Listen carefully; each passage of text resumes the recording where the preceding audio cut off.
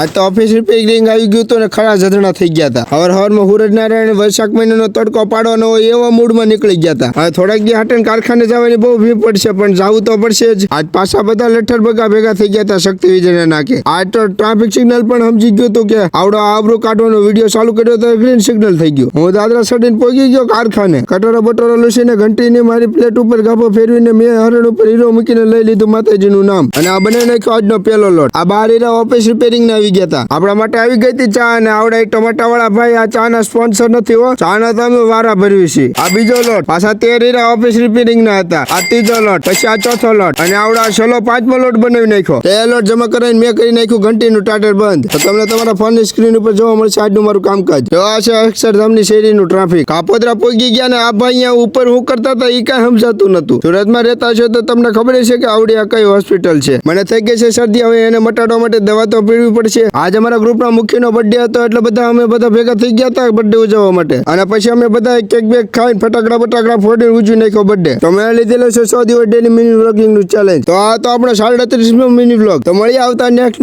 Vlog video ની અંદર. ત્યાં સુધી બાય બાય.